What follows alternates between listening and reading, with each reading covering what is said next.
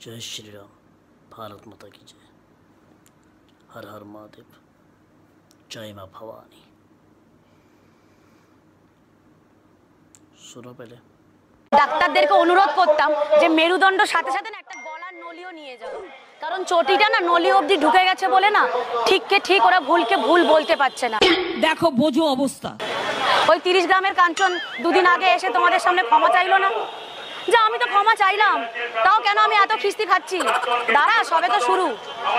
এখন পাবলিক খেপে গেছে, আর মানে আঙুল দেখিয়ে আঙুল নাড়িয়ে কিছু করতে আসিস না, খুব পরিণতি তার খারাপ হবে। এই জন্য যে কটা ছোট বড় 2 পয়সার চুলের নেতা আছে তাদেরকে বলছি, যেখানে আছিস সেখানেই থাক, বেশি বাড়িস না। কারণ পাবলিকের কেলানি না, ওটার কিমা হবে না। স্ম্যাশ পটাটো আলু বলেছিল না মমতা, স্ম্যাশ, তাকে হাড়গোড় ভেঙে স্ম্যাশ করে দিয়েছিল। এবার পাবলিকও পুরো এই টিএমসি পার্টিটাকে স্ম্যাশ করে কি বেশি কেমন লাগলো দিদির কথা? ভালো? আপনার ভালো আর খারাপ কি, কারণ আপনি তো অলরেডি চটি চাটা মাল হয়ে গেছেন, তাই না? আর আপনার যে ব্যবহার মানুষকে দেখিয়ে দিয়ে গেল যে একটা মেয়ে ছেলে কী করতে পারে।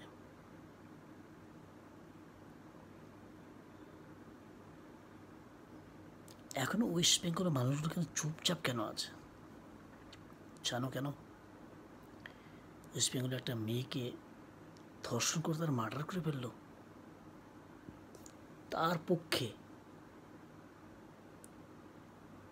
যারা বিচার চায়, জাস্টিস চায়, তারা তো ঠিক আছে। এনডিএ তো জাস্টিস চায়, বিজেপি যারা কার্যকর্তারা, ইন্ডি গঠবন্ধনে যেটা আছে না, যেমন তৃণমূল কংগ্রেস, যত ইন্ডিয়ার পলিটিক্স পার্টি আছে বিজেপি ছাড়া, সবগুলো একজোট হয়ে 21টা উকিল তারা নাকি সুপ্রিম কোর্টে লড়াচ্ছে, কারণ মেয়েটা যেন জাস্টিস না পায়। আর তার মধ্যে হলো মমতা ব্যানার্জি জড়িত আছে। ভাবতে পারো কীভাবে হলো এটা, কেন? আর যেই মেয়ের ধর্ষণ হয়েছে, মার্ডার হয়েছে, তার বিপক্ষে 5-6টা মেল উকিল তারা লড়ছে যে মেয়েটা যেন জাস্টিস যেন না পায়, দোষীদের সাজা যেন না হয় তার জন্য।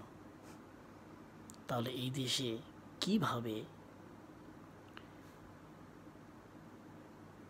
ল অ্যান্ড অর্ডার আসবে বা মেয়েরা জাস্টিস পাবে? এটা তো নতুন একটা ঘটনা। এর আগে কত হয়েছে এরকম আরজি করের মতন, এরপরে হচ্ছে, এখনও হচ্ছে। ওয়েস্ট বেঙ্গলে এখনও হচ্ছে। ওয়েস্ট বেঙ্গল কথা বলছি না, পুরো হিন্দুস্তানে বলছি, এখনও হচ্ছে কন্টিনিউসলি। কারণ এখানে পলিটিক্স এত জঘন্য হয়ে গেছে না, মানুষকে আর মানুষ মনে করে না, first of all. Second thing হলো, টাকা দিয়ে সব কিছু কেনা যায়। মা বোনের ইজ্জতের দাম 10 লাখ টাকা, এটা মমতা ব্যানার্জি নিজেই বলেছে মুখ দিয়ে। শরম লাগে, নিজেকে লজ্জা লাগে।